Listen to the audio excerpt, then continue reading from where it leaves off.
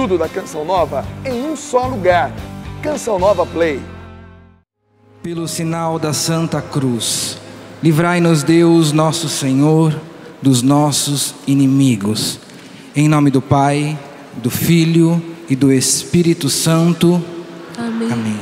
Eu rezo e você repete: Senhor Jesus Cristo, com o sopro da vossa boca, expulsai todos os espíritos malignos. Ordenai que se retirem, porque chegou o vosso reino. Eu submeto a minha mente ao domínio da mente de Cristo. Eu submeto o meu corpo ao total controle do Espírito Santo. E eu submeto a minha vida aos planos do Pai. Amém. Bom dia. É uma alegria para mim poder estar aqui nesta manhã, partilhando um pouquinho da palavra de Deus e poder contemplar este centro de evangelização tomado de vocês que vieram experimentar estas graças de Jesus durante estes dias. Então meu coração se alegra muito, porque aqueles que convivem também mais próximos a mim sabem que eu me preparo e que para mim é uma grande alegria poder estar envolvido neste acampamento com estes meus irmãos queridos. Então é muito gratificante para mim. E se tudo isso está lindo é porque você veio aqui. Então aplauda você, porque você veio. Você poderia ter escolhido tantas outras coisas, afinal de contas era um feriado. Você poderia ter se programado para viajar, para estar com a sua família, mas você escolheu estar aqui. Você escolheu rezar. Você escolheu a melhor parte. Parabéns a você. E agora pela manhã, um pouco antes de nós estarmos aqui, de eu voltar aqui, eu preciso contar um segredo a vocês. Eu e o Padre Duarte Lara estivemos agora com a Luzia Santiago e com o nosso querido Monsenhor Jonas Abib.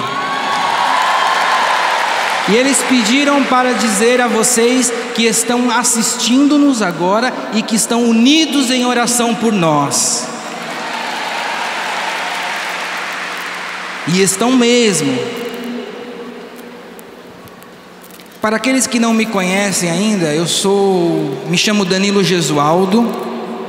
Eu sou membro da comunidade Canção Nova. Sou casado com a Jennifer e sou o pai de duas meninas lindas, a Ana Clara e a Emanuele, que também estão me acompanhando agora de casa. E o tema que me foi proposto para este momento da manhã é: os projetos de Deus prevalecerão. E quando eu fui rezar esta semana sobre esta temática, os projetos de Deus prevalecerão, eu perguntava a mim mesmo e a Jesus o que de fato Jesus e o Espírito quer falar a cada um de vocês que estão aqui. Porque certamente os projetos que Deus tem para mim e para vocês são muitos. São ou não são? Eu creio que sim. Muitos dos projetos de Deus para mim já aconteceram, e muitos dos projetos de Deus para vocês também já aconteceram. Sim ou não? Mas muitos projetos de Deus ainda prevalecerão e acontecerão na sua vida. Mas falar sobre isso seria muito difícil, porque somos em tantas pessoas. Foi quando o Espírito chegou-se ao meu coração e disse: Danilo,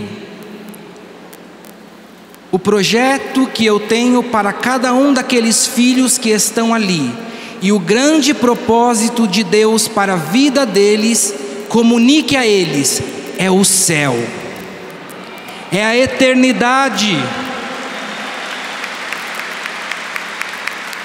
E este é o maior e mais lindo projeto que nós precisamos entender que Deus tem para nós. Porque se nós entendermos que o projeto de Deus é o céu, nós vamos entender também que existe um único caminho para que este projeto ele aconteça em nós. Nós somos destinados à eternidade, meus irmãos. E é isso que eu e você precisamos entender. O nosso lugar é o céu, mas este céu, ele só vai acontecer na minha vida e na sua vida quando nós assumirmos o nosso caminho de santidade. Sem uma vida de santidade não há céu. Sem uma vida de escolhas constantes por Deus, que vá nos santificando, não há céu.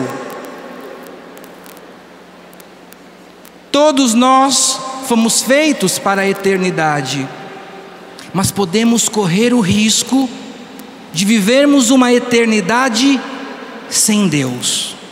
Uma coisa é certa, todos nós viveremos na eternidade, mas a questão é, a eternidade que nós viveremos é uma eternidade com Deus ou uma eternidade sem Deus? E que Deus nos livre e nos guarde de uma eternidade sem Ele. Porque o grande problema também que acontece nos dias de hoje é que muitos, até mesmo teólogos estudiosos, duvidam da existência do inferno e nem pregam sobre estas realidades. Mas eu preciso dizer, em cima daquilo que a igreja, o magistério nos ensina, a vida dos santos, é que o inferno existe. E ele não está vazio. E o problema é que ainda há muitas vagas, e que, se Deus quiser, não serão preenchidas por nós e por nenhum dos filhos de Deus. Mas para isso é necessário uma vida séria na santidade. E por que eu estou dizendo desta realidade do caminho de santidade? E aqui eu faço um prolongamento daquilo que foi a própria pregação do Padre Duarte Lara. Porque o grande problema que nós podemos encontrar quando nós participamos desses encontros de cura e de libertação é nós queremos nos concentrar somente nestas realidades da cura e da libertação.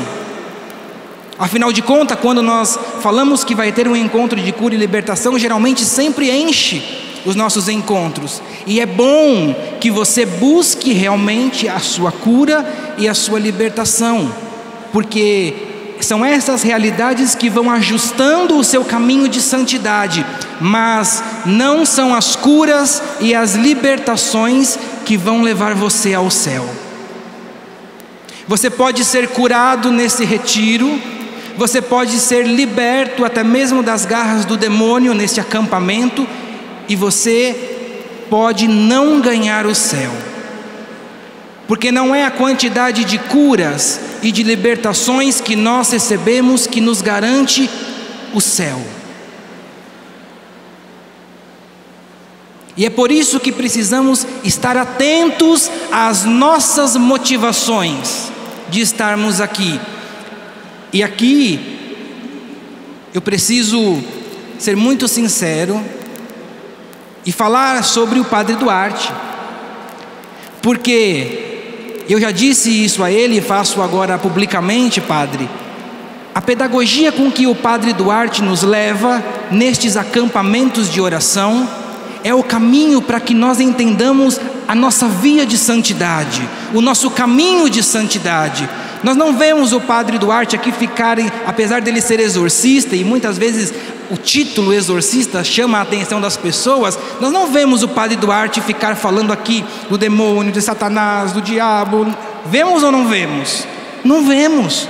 É claro que muitas vezes ele toca neste assunto, porque também faz parte da realidade do magistério, da doutrina, da própria palavra de Deus, mas o que o Padre Duarte tem nos ensinado nestes últimos 6 anos que ele tem participado conosco aqui é: você precisa ser santo. Você precisa assumir compromissos maduros, definitivos. Foi essa a primeira pregação dele. Você precisa buscar a graça de Deus. Você precisa se confessar. Porque o Padre Duarte entende, e ele aprendeu também durante os exorcismos, que este é o único caminho para aqueles que querem ser curados e serem libertos. Assumir este compromisso da nossa cura e da nossa libertação, mas que nos impulsiona para este caminho de santidade. Porque nós podemos olhar, por exemplo, para a vida de Lázaro. Lázaro era amigo de Jesus, irmão de Marta e Maria, um leproso, na qual conviveu com Jesus durante o seu período de vida pública. Lázaro experimentou um dos maiores milagres de Jesus. O que aconteceu com Lázaro? O que aconteceu com Lázaro? Depois de 4 dias morto, Jesus o ressuscitou. Mas depois que Jesus o ressuscitou, o que aconteceu com Lázaro? Certamente Lázaro não foi arrebatado. Assunto: Lázaro, depois, no decorrer da sua vida, Lázaro experimentou novamente a morte. Claro que foi para o céu, mas o que eu quero mostrar a vocês é que as curas e os milagres não determinam o nosso céu.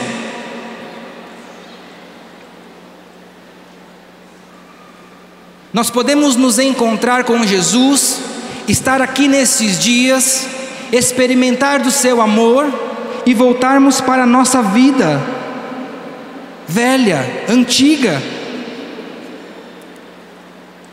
como se nós não tivéssemos experimentado Jesus aqui. E aí sempre me vem aquela passagem dos 10 leprosos. Os 10 leprosos se encontram com Jesus, são curados por Jesus, mas seguem a sua vida como se nem tivessem encontrado Jesus. Nós nem sabemos o que aconteceu com eles. E uma oração que eu tenho feito há muito tempo e continuo fazendo é: que medo de seguir a minha vida como se um dia eu não tivesse me encontrado com Jesus. Que medo de seguir a minha vida como se um dia eu não tivesse me encontrado com Jesus. Porque nós corremos estes riscos, meus irmãos, de, por causa das nossas atividades, da nossa correria, da nossa vida, irmos levando a nossa vida como se nós não tivéssemos um dia nos encontrado com Jesus. Porque as respostas que nós vamos dando no nosso dia a dia, muitas vezes não são de pessoas que se encontraram com Jesus. E eu digo isso por mim, a começar por mim. Quantas vezes eu me vejo tendo atitudes na qual, quando eu vou fazer a minha revisão de vida, no período da noite, eu digo: Jesus, parece que eu não me encontrei contigo. Que medo de seguir a minha vida assim. Olha para esse irmão que está do seu lado e fala isso para ele: que medo de seguir a minha vida como se um dia eu não tivesse me encontrado com Jesus. Eu me encontrei com Jesus, e por isso eu quero viver uma vida santa. Por isso eu quero ganhar o céu. Por isso eu quero ganhar a eternidade com Deus. Mas eu preciso ser santo. Eu quero ser santo. E sabe quem entendeu perfeitamente isto? Monsenhor Jonas Abib, que há anos e anos o que ele tem cantado com a música e com a vida: ou santos ou nada. É exatamente isso. E depois o Padre Jonas mudou, ou santos ou santos. Para nós cristãos não temos outro caminho que não seja o caminho da santidade. E é preciso ficar atento aos tempos atuais, com o que está acontecendo ao nosso redor e ao redor da igreja, com aquilo que tem impulsionado o nosso caminho de santidade. Porque eu comentei também com o Padre Duarte, hoje eu trabalho na Casa de Maria, aqui na Canção Nova, todos os dias, atendendo e acompanhando as pessoas que vivem e que sofrem algum tipo de distúrbio espiritual, ou que precisam de alguma ajuda nesse sentido. E eu tenho percebido que os nossos tempos têm sido tempos maus, na qual muitos cristãos estão sendo enganados por filosofias, por ideologias, que na verdade querem tirar Jesus Cristo do centro da nossa vida, trazer esse potencial dentro de nós e apontar que nós somos capazes de realizar determinados tipos de coisas. E o Padre Duarte foi muito feliz, porque a autoajuda é uma dessas realidades.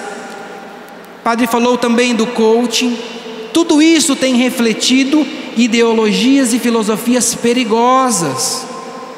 Perigosas porque dão a impressão de que nós, por causa das motivações, por causa das frases motivacionais, parece que isso nos torna fortes, parece que nós encontramos dentro de nós uma força na qual nós podemos seguir o nosso caminho, mas porque encontramos em nós é uma mentira. Porque quando vier a tentação, quando vier uma situação na qual você vai precisar das virtudes que te fortaleceram, você vai ver que você vai estar oco dentro de você. Você vai estar oco. Vai até parecer forte por fora, vai até parecer uma cara de santinho, mas quando a tentação vier e ela virá, quando a situação de sofrimento vier e ele virá, nós não seremos capazes de suportar e vamos entender da pior forma possível que estamos fracos. É como aqueles homens musculosos que tomaram aqueles suplementos e se tornaram fortes. Muitas vezes você olha aquelas pessoas e fala: aquele homem é muito forte. Mas no fundo, quando ele vai experimentar da sua força, ele não tem força, ele não é resistente, ele tem aparência. Precisamos tomar cuidado com as ideologias e filosofias que estão chegando aos nossos ouvidos, muitas vezes invadindo os nossos grupos de oração, as nossas paróquias, porque isso tem tirado a centralidade e as virtudes que Deus e o Espírito Santo quer nos dar. Portanto, cuidado, atenção. A nossa vida de santidade passa por aquilo também que o Padre Jonas ensina a nós, membros da Canção Nova. Passa por uma vida de sangue, suor e lágrimas. Sangue, suor e lágrimas, unida a uma vida no Espírito. Isso sim traz as virtudes necessárias para que nós nos tornemos homens e mulheres santos num caminho de santidade.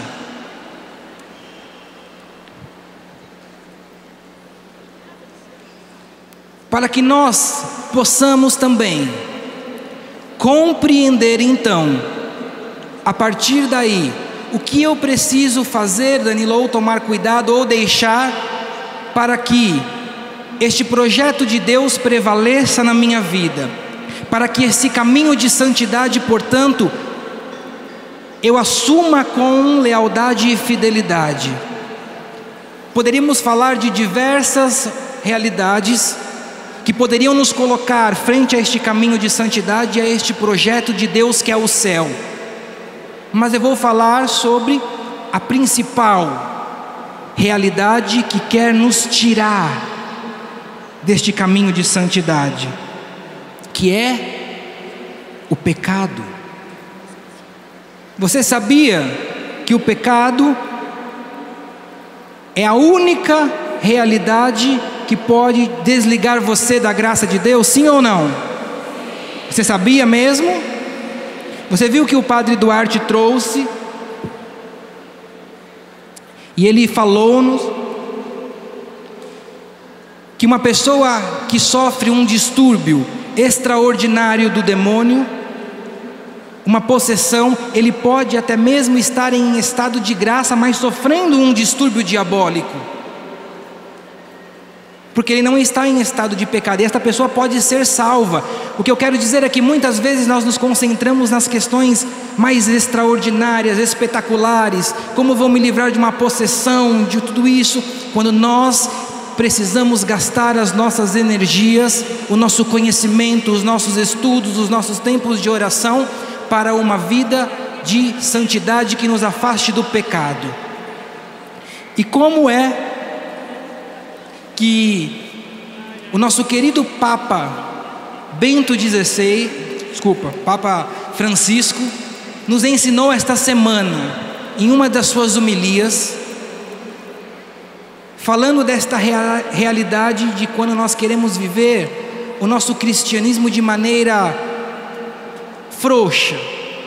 Assim nos ensinou e nos falou o Papa Francisco: o demônio ou destrói diretamente com os vícios, com as guerras, com as injustiças, ou destrói educadamente, diplomaticamente.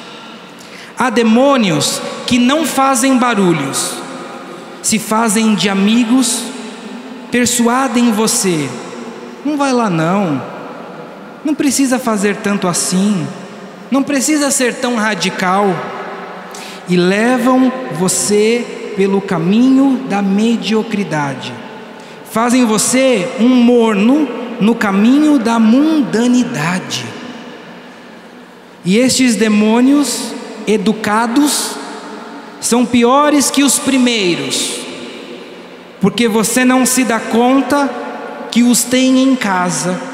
E este é o espírito mundano, o espírito do mundo. Olhe o que o Papa Francisco nos alertou: há demônios que agem de maneira educadamente.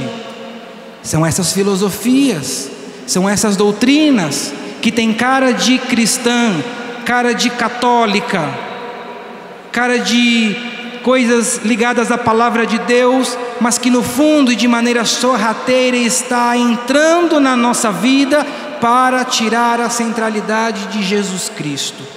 E para isso, então, precisamos entender como é que a tentação age em nós e quer nos tirar deste caminho de Deus.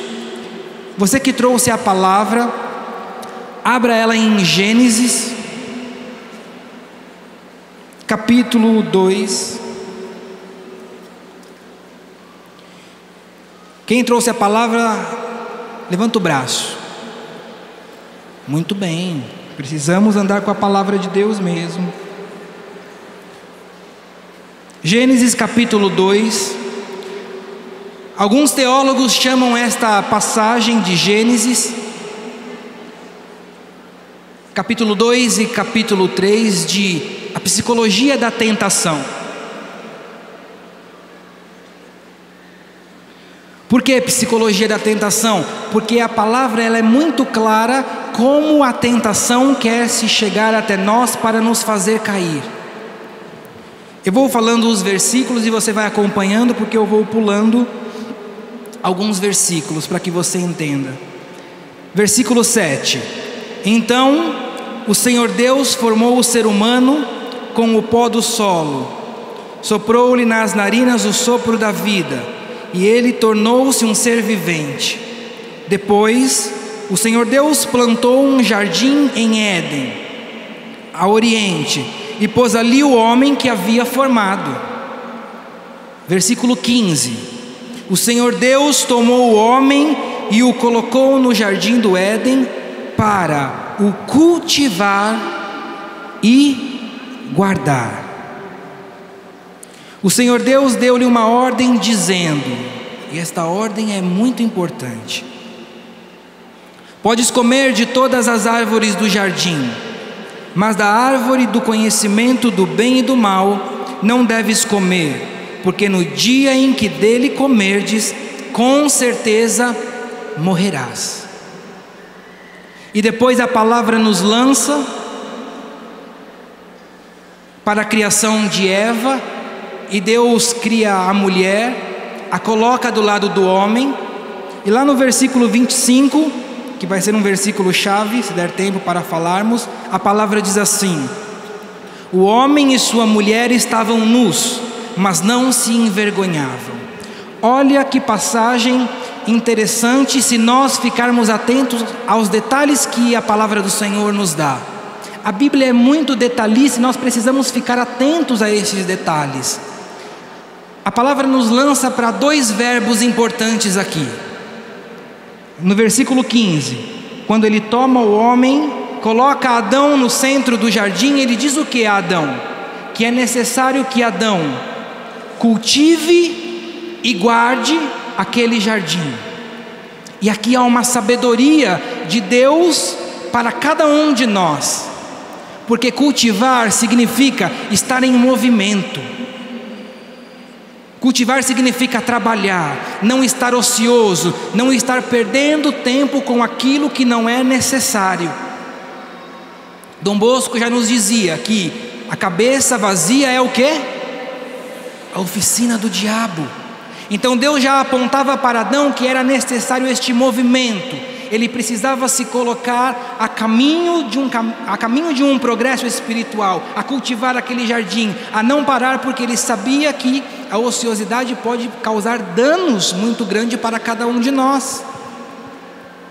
A Rogerinha nos trouxe, quando ela pregou, o que levou a ociosidade e a preguiça ao rei Davi.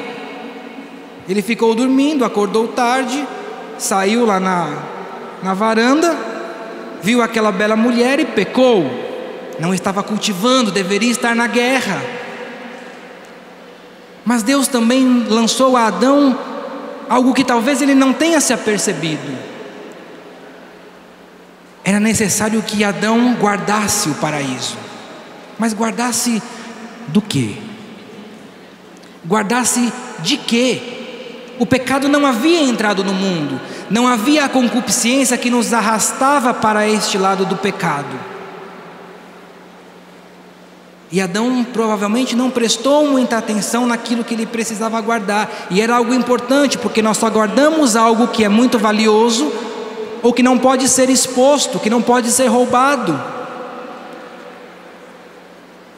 E é bonito entender na história de Adão e Eva, porque se não havia pecado, se não existia concupiscência, a amizade entre Adão e Eva e Deus eram tremendas. Era ou não era? A palavra diz que Adão e Eva ouviam os passos do Senhor. Então imaginem todos os dias naquele jardim maravilhoso, Adão e Eva, ao acordar, ouvirem os passos de Deus se aproximando deles, e o coração deles palpitarem: mais uma vez eu vou me encontrar com Deus. Adão, mais uma vez Deus está vindo aqui falar conosco.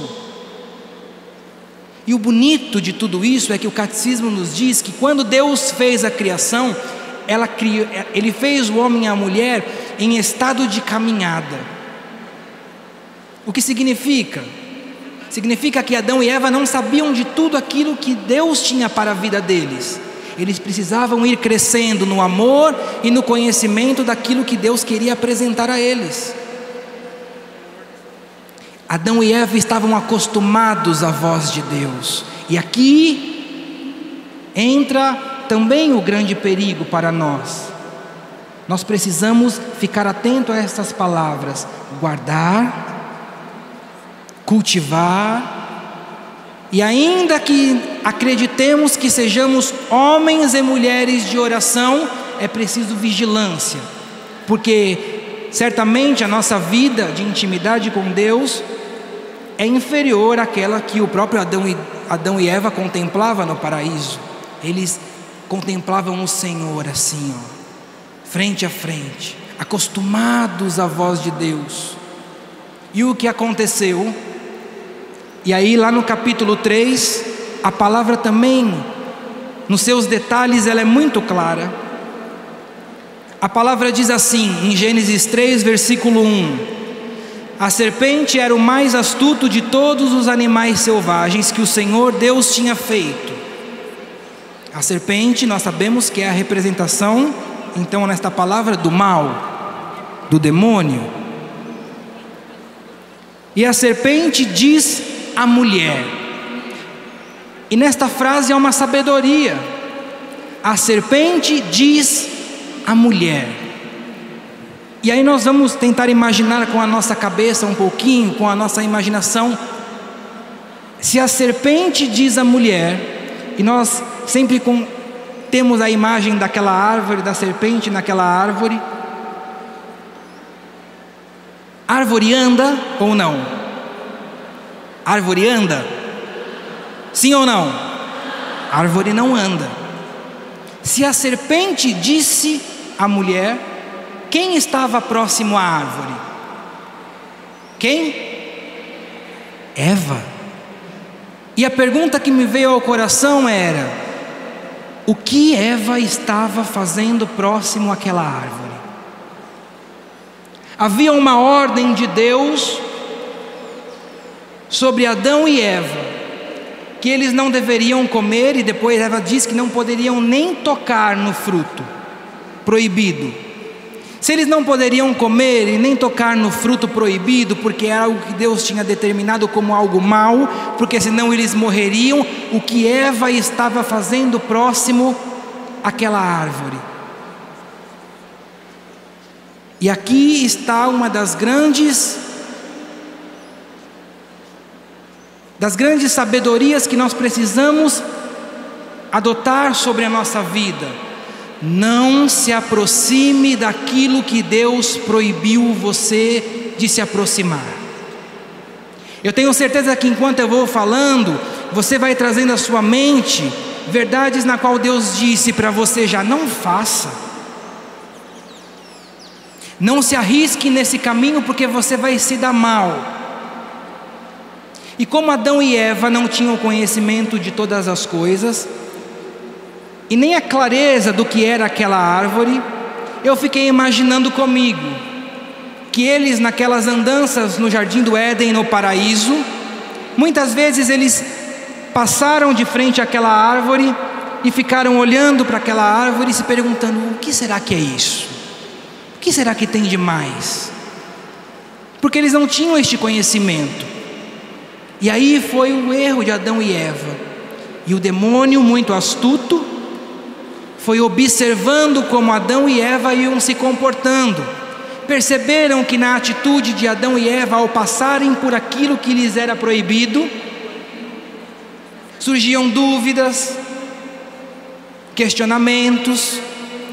O demônio é muito astuto quando quer nos fazer cair, e antes que ele nos faça cair, ele nos observa.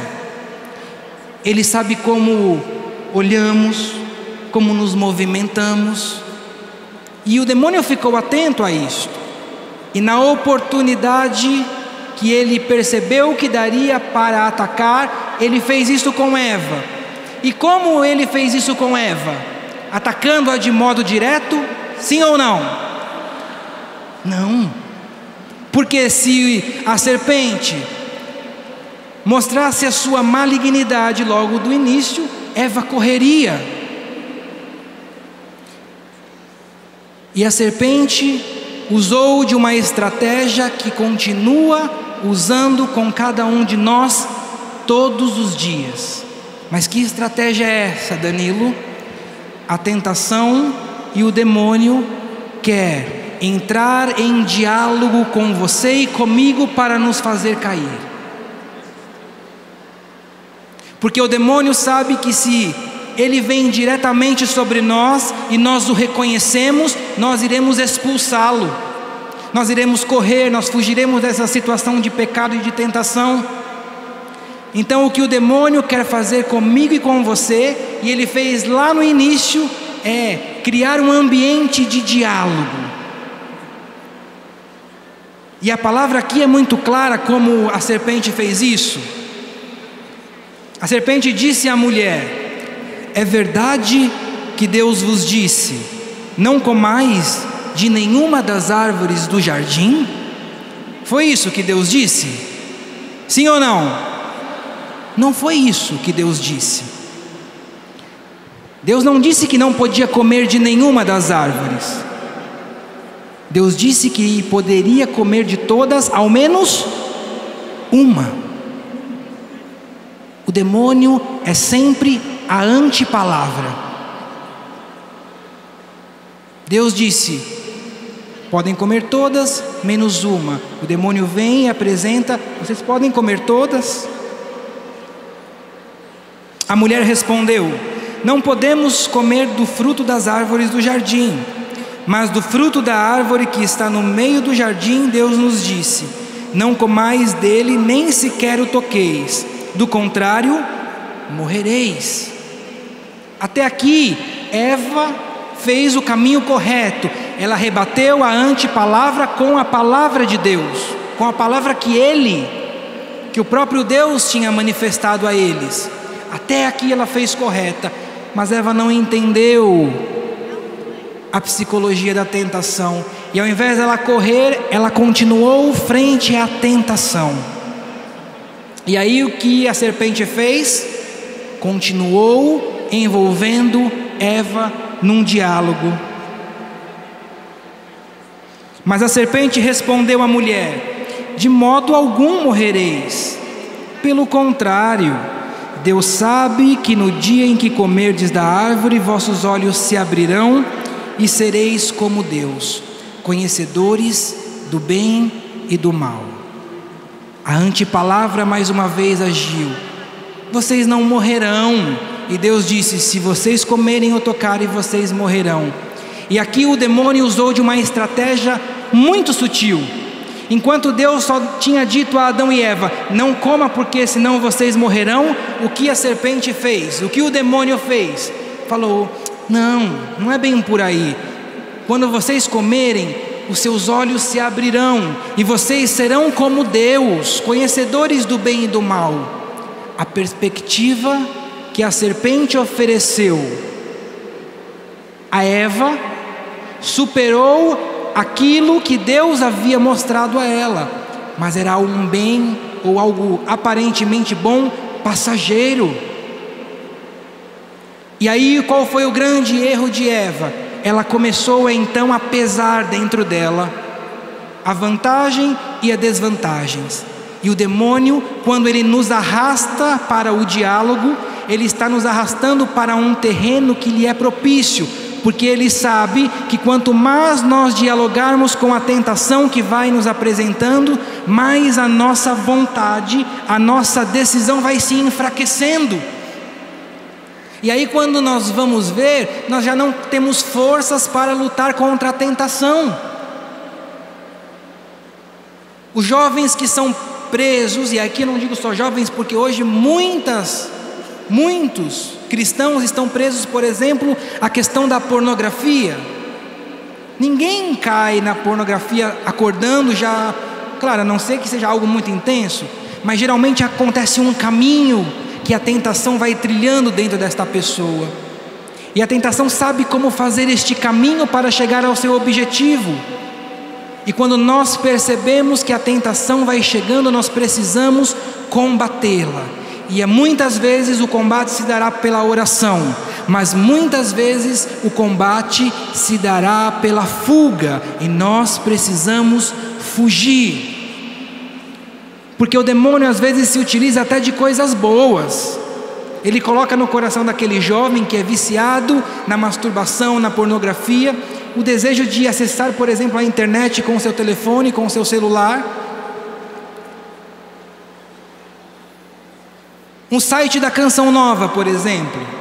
E aí ele quer estudar, ele quer ser formado, ele vai, acessa o site da Canção Nova, começa a ler, e de repente a serpente vai e solta o seu veneno. Ah, mas olha a notícia de hoje do jornal.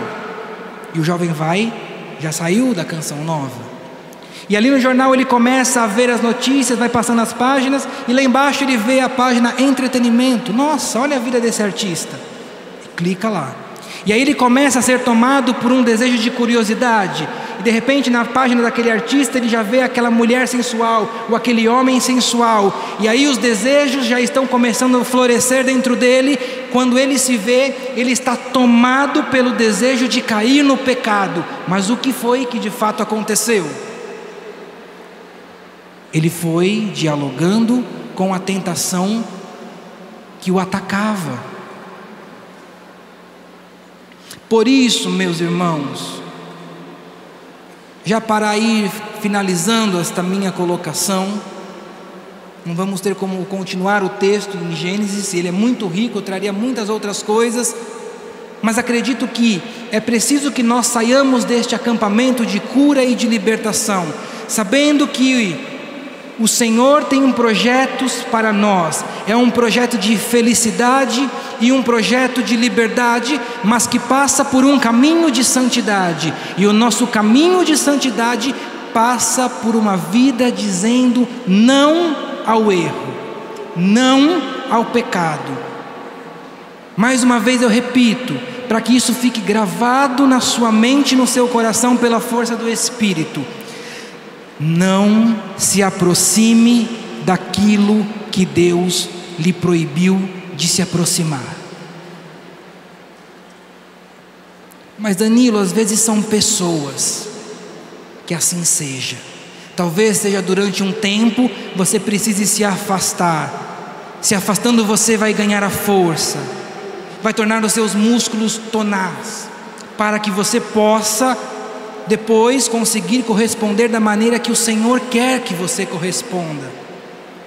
A outra ideia e pensamento que eu quero que o Espírito fixe em você para sempre: não dialogue com a tentação que vai se apresentar todos os dias a você. Não dialogue com ela, porque você vai perder se dialogar com ela.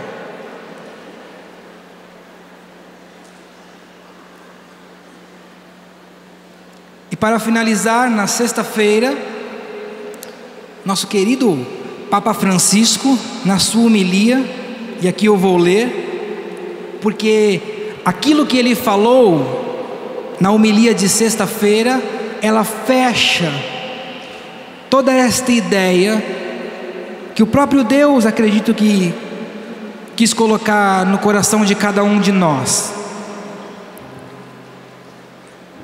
Papa Francisco disse assim: o demônio tem esta capacidade de seduzir. Por isso é muito difícil ele entender que é um derrotado, porque ele se apresenta com grande poder, promete tantas coisas. Olha isso, traz presentes bonitos e bem embrulhados. Oh, que lindo! Mas você não sabe o que tem dentro. Mas o papel fora é bonito. Ele nos seduz com o embrulho, sem nos mostrar o que tem dentro. Sabe apresentar as suas propostas para a nossa vaidade, para a nossa curiosidade. Os caçadores, de fato, dizem para não se aproximar do crocodilo que está prestes a morrer, porque com a cauda ele ainda pode matar. É perigosíssimo. Apresenta-se com todo o seu poder. As suas propostas são mentiras e nós, tolos, acreditamos. O diabo de fato é um grande mentiroso, é o pai da mentira. Sabe falar bem, é capaz até de cantar para enganar. É um derrotado, mas se move como um vencedor. Olha que palavra! É um derrotado, mas se move como um vencedor. A sua luz é radiante como fogos de artifício, mas não dura, desaparece, enquanto a luz do Senhor é tênue, mas permanente, é um condenado, é um derrotado, é um encoleirado que está para morrer, mas ainda é capaz de fazer estragos. E nós devemos rezar, fazer penitência, não nos aproximar. E olha que o Papa fala: não dialogar com ele. E depois de tudo isso, Papa, o que nós devemos fazer? E aí ele dá a receita da nossa cura, da nossa libertação, do nosso caminho de santidade, da nossa eternidade com Deus. E no final, devemos procurar a mãe, como as crianças. Quando as crianças têm medo, procuram a mãe. Mãe, estou com medo. Quando sonham, procuram a mãe, procuram Nossa Senhora, e ela nos protege. E os pais da igreja, sobretudo os místicos russos, dizem: nos tempos de turbamentos espirituais, refugiar-se sob o manto da grande Mãe de Deus, procurar a Mãe, que ela nos ajude nesta luta contra o derrotado, contra o cão encoleirado, para vencê-lo. Amém? Vamos ficando de pé. Pode aplaudir, porque a palavra da igreja é o nosso querido Papa Francisco dizendo e dando-nos o caminho, apontando-nos o caminho para sermos vencedores. Por isso, coloca a mão no seu coração. Enquanto o Danilo estava pregando, eu estava ali rezando, intercedendo, e Jesus colocava muito forte no meu coração. E tinham pessoas no meio de nós, pessoas que nos acompanhavam, que estão extremamente frustradas, tristes, decepcionadas, porque não realizaram em suas vidas os projetos de Deus. Estão agora sob a acusação do mal. Você traiu, você mergulhou nas drogas, você caiu no pecado, você cometeu adultério, a sua vida não presta mais, os planos de Deus não se realizarão mais na sua vida.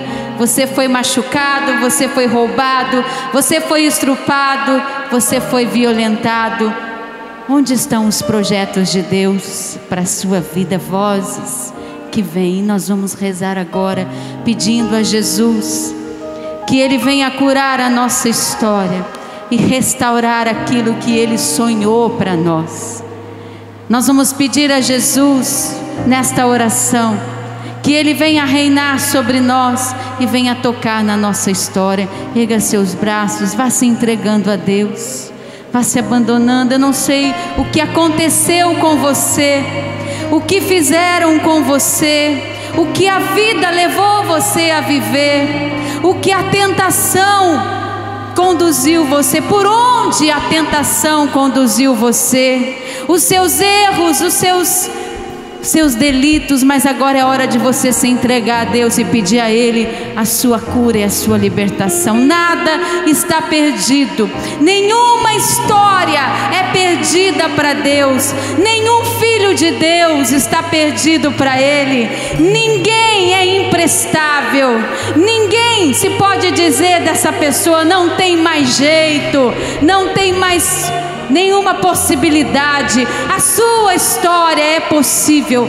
Que o Senhor nesse dia de hoje, que Ele a cure e a liberte. Se entregue ao Senhor, vá dizendo com as suas palavras: hoje, Senhor, nesse dia 13 de outubro, eu quero entregar a minha história e os rumos dela a partir de hoje nas Tuas mãos. E quero te pedir, Jesus, vá entregando, que o Senhor cure a minha vida de tudo aquilo que fez um buraco nela, e tudo aquilo que me desviou dos seus projetos, de todas as situações, pessoas que me afastaram da tua vontade, de toda a tentação que me fez cair ali num buraco, num porão fundo. lamaçal. Jesus, vem me libertar, vem curar a minha história, Senhor. Eu me entrego a Ti nessa oração. Vem, Senhor Jesus, vá soltando a sua voz, vá orando no Espírito. Deixa Deus, a graça de Deus pairar sobre nós, sobre esse centro de evangelização. E nós vamos pedir a Jesus que toda maldição lançada contra o projeto de Deus para a nossa vida, o que Deus havia sonhado para nós, que seja desfeito pelo poder do seu sangue e da sua misericórdia. Se entrega, meu irmão, se abandona, solte a sua voz, ora no Espírito.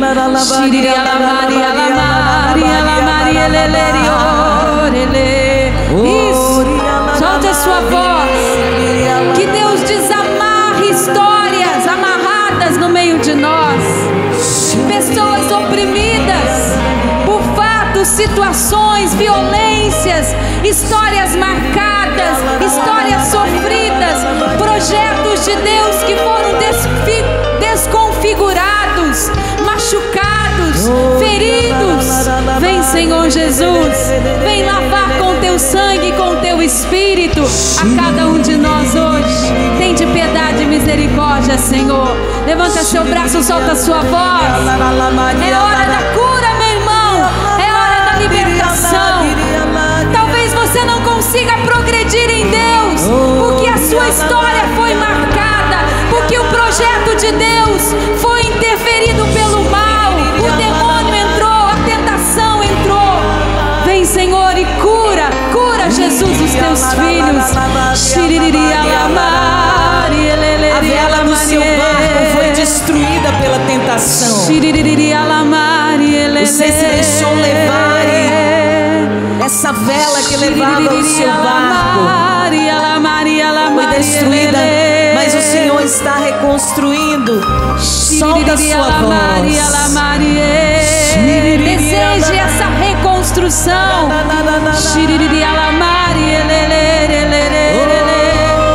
Você que foi destruído pela bebida na sua família, seu pai bebia, caía na rua, você via isso e você foi conduzido para o ódio. Você se afastou de Deus por ver a situação do seu pai. O Senhor te liberta desse jugo. O Senhor te liberta e cura essa ferida que ficou na sua alma. Você que sofreu violência na infância, e eram tapas, e eram situações que te feriram profundamente, que te levaram à prostituição depois, te levaram à pornografia. Jesus está curando você e libertando a sua história. O projeto de Deus está sendo restaurado nesta oração. Restaura, Jesus, restaura-nos, Senhor, restaura-nos profundamente, Jesus. Tem de piedade e misericórdia.